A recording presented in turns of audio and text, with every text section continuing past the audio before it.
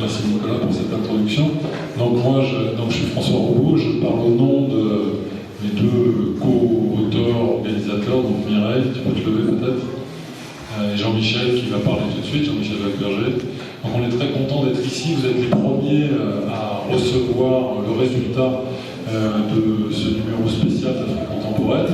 Pour nous c'est un plaisir, on a été enseignants à CATS à la fin des années 90, mais c'était chez vos cousins, vos frères, vos sœurs de DEX. D'ailleurs je note quand DEX fait quelque chose,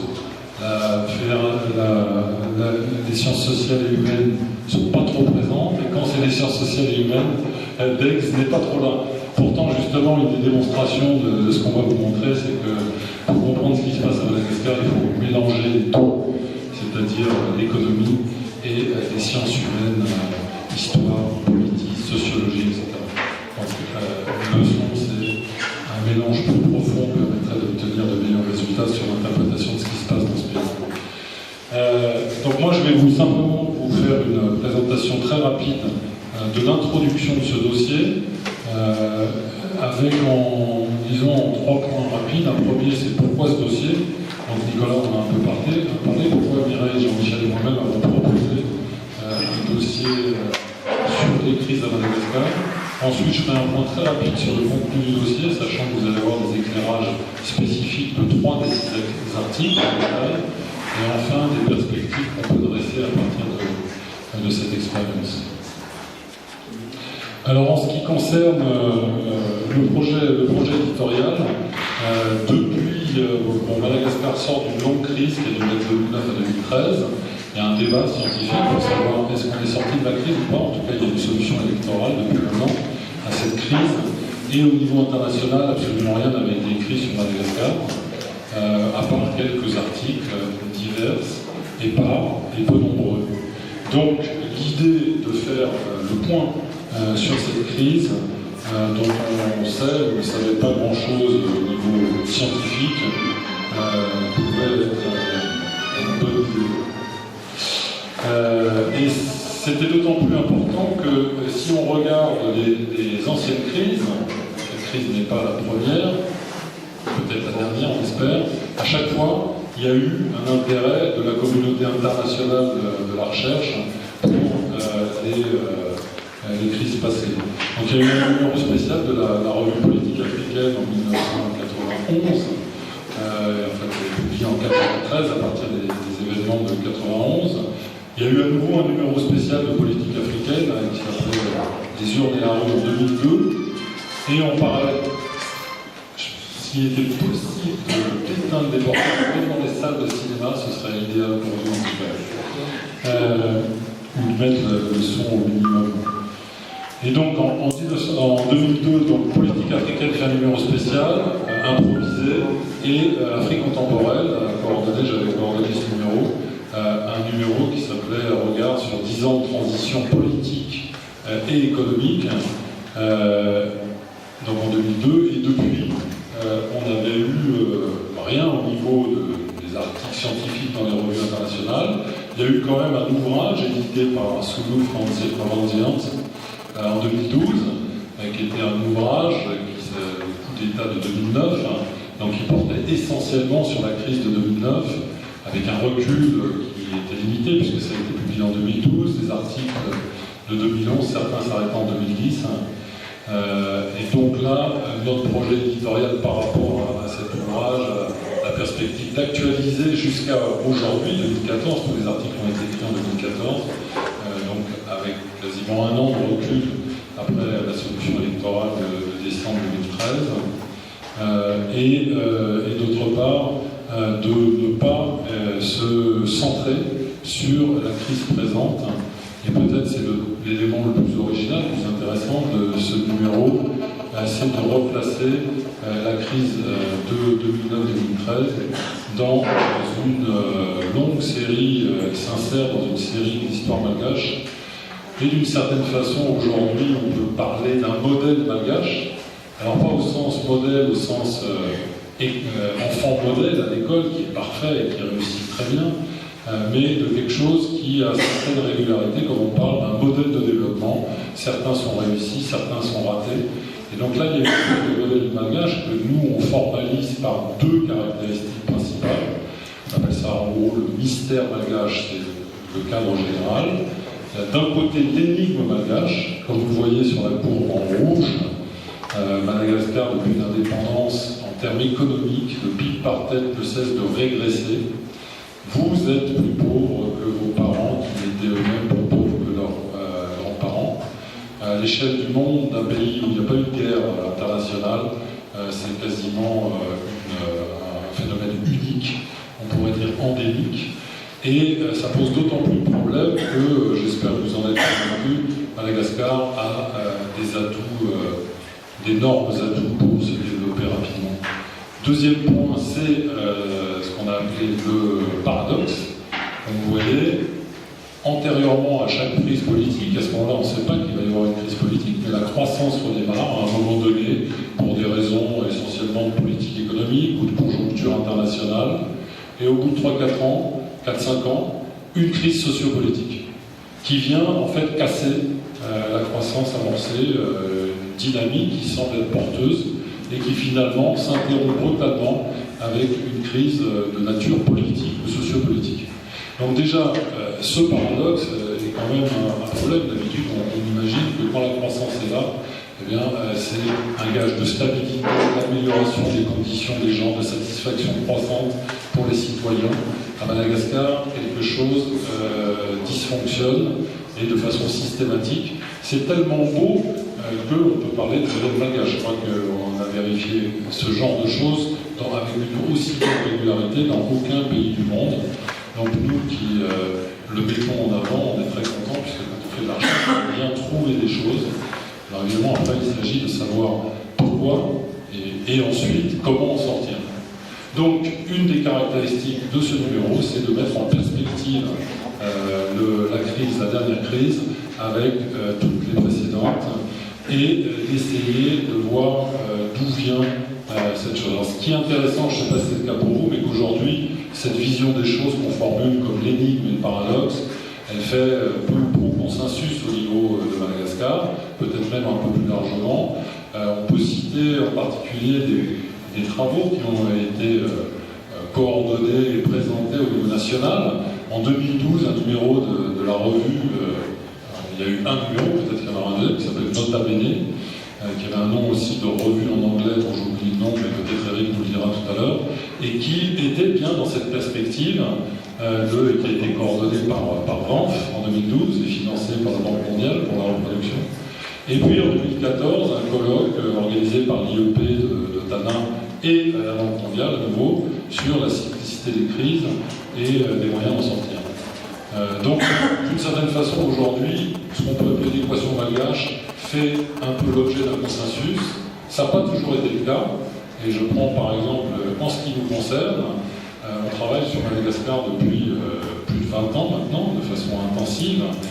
Et j'avais écrit un livre qui se basait sur des résultats de la fin des années 90, qui s'appelait Identité et transition démocratique, l'exception malgache, avec un point d'interrogation. Mais en fait, c'était l'idée d'une exception positive. Madagascar avait réussi sa transition politique d'un régime anti-iraquiste, première vague, première mouture, et une transition économique vers une économie de marché. À l'époque, c'était plus les zones franches. Donc quelque chose de très optimiste à l'aune de l'Afrique. La crise de 2002 dit il y a quand même un problème, on arrive à cette crise, et avec le principal deux résultats en 2002 pour nous, numéro d'Afrique contemporaine, c'est d'un côté, il y a de problèmes de crise qui ressemblent à celle de 91, puisque déjà on avait un peu de croissance avant, comme en 91, et une crise politique, et d'autre part, un trait fondamental, cycle économique et cycle politique sont totalement imbriqués.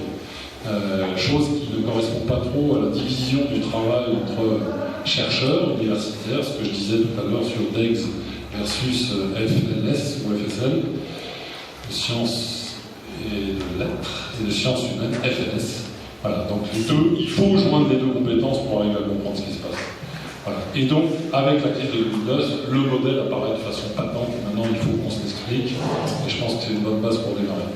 Rapidement, le sommaire, Nicolas vous l'a dit, On commence par un article de Jean-Michel, Mireille et moi, ou Mireille, Jean-Michel et moi, et cet article, en fait, relie toute l'histoire de Madagascar depuis la fin du XVIIIe siècle à l'aune de l'économie politique. On essaie de savoir quels sont les groupes d'acteurs qui sont des gagnants et des perdants à partir de points de repère événements qui sont intervenus dans l'histoire de Madagascar. Donc l'intérêt, c'est bien, dans cet article, d'aller faire le lien entre l'histoire politique, qui est relativement développée, et l'histoire économique, qui est moins développée à Madagascar, et de régler ça autour de la notion d'acteur stratégique.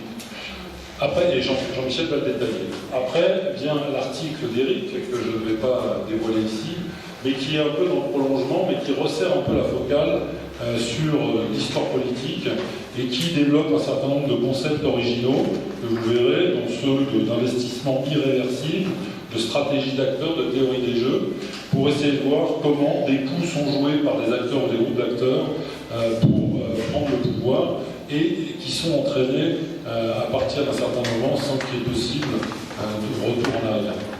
Le troisième article, c'est l'article de Ketaka, que je ne développe pas non plus, mais qui lui est centré sur un acteur crucial. On voit aujourd'hui le titre des journaux, le FFKM joue l'intermédiation.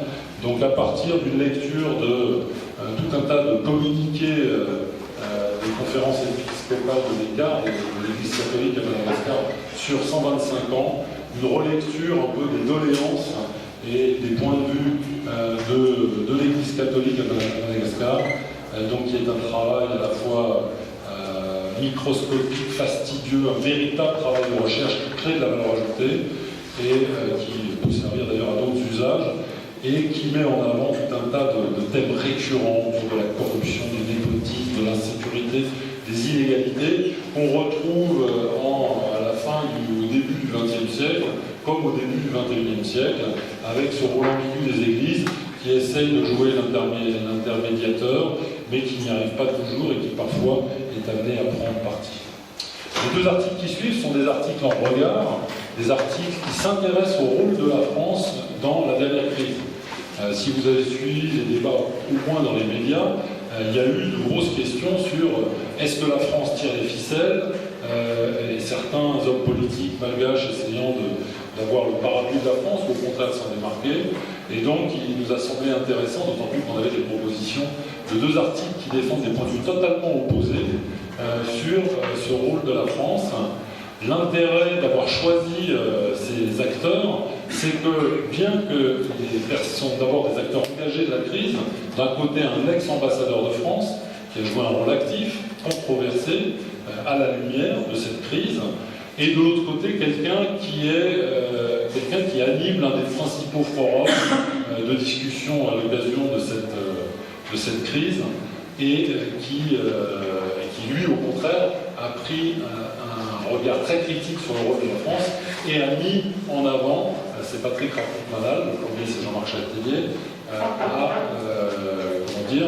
mis en avant l'idée que peut-être le rôle de la France était guidé par des intérêts géostratégiques et d'où le pétrole, les îles Éparses, San Juan, etc. San Juan. Donc, particulièrement intéressant d'avoir ce débat en termes scientifiques, donc ça se distingue de toutes les polémiques de journaux ou de forums. Il s'agit d'articles scientifiques étayés qui d'ailleurs utilisent des matériaux très originaux pour des scientifiques. D'un côté, de l'histoire immédiate avec comme acteur principal l'ambassadeur et directement des contacts avec la plupart des acteurs au plus haut niveau. Et de l'autre côté, Malal, qui va chercher sur Internet du Wikileaks, qui va chercher des télégrammes diplomatiques, tout un tas d'informations, et donc essaye d'utiliser ces nouvelles technologies de l'information comme des instruments de connaissance qu'il faut évidemment prendre avec des pincettes. Bon, comme le temps tourne et que je ne veux pas déjà déborder avec Jean-Michel, c'est plus important à dire, je vais simplement conclure par le fait, oui évidemment j'oublie l'article de Frédéric Gacci, donc qui est un historien reconnu de Madagascar, qui prend sa retraite, après sa retraite vient d'écrire un livre de synthèse un peu de ses travaux. Là il en fait le prolongement, et donc c'est un peu la synthèse, le prolongement de son travail magistral, qui d'une certaine façon en termes de thèse rejoint ce ce que nous on trouve par d'autres approches d'économie politique. Lui, c'est un historien professionnel, et surtout qui met en avant un certain nombre d'éléments d'explication autour du blocage malgache, entre guillemets, le fier-alana et le poids de la parenté, qui en fait, pour lui, peut constituer une source de blocage, la mobilisation de l'ethnicité pour fonder le Tanjazala, et il termine par une note très pessimiste, en n'excluant pas la possibilité, cette espèce de hiatus entre la tradition et la modernité, et il envisage la perspective de ce qu'il appelle une tyrannie militaire qu'il considère ne pas pouvoir être exclue pour Madagascar. Autant dire, les années qui viennent vont être cruciales pour l'avenir de la grande île. Donc, pendant que Jean-Michel monte à la tribune, je conclus sur les perspectives. Comme l'a dit Nicolas, on a eu plus de 30 réponses à l'appel à la contribution, 2 tiers de malgaches, beaucoup de doctorants et de doctorantes, dont un certain nombre ont été édités. Il y a des possibilités, il y a un plus, puisque la recherche à Madagascar, comme dans beaucoup de pays d'Afrique, et de pays qui ont les problèmes économiques de Madagascar, est relativement sinistrée. Il y a la possibilité, et pour nous c'est ça peut-être l'essentiel, ce projet éditorial est une étape pour essayer de reconstruire une capacité, une compétence intellectuelle avec une masse critique sur Madagascar, que ce soit pas seulement les médias qui fassent l'actualité, les rumeurs, les discussions, les césars politiques, etc. Et pouvoir reconstituer cette capacité intellectuelle qui a été, disons, l'un des points forts de Madagascar jusqu'aux années 70. Voilà. Donc, il y a de l'espoir et on va contribuer à ce travail en continuant par un ouvrage collectif, en particulier pour un certain nombre d'articles qui n'ont pas pu être publiés et qui méritent d'être poussés et en complément. Merci beaucoup.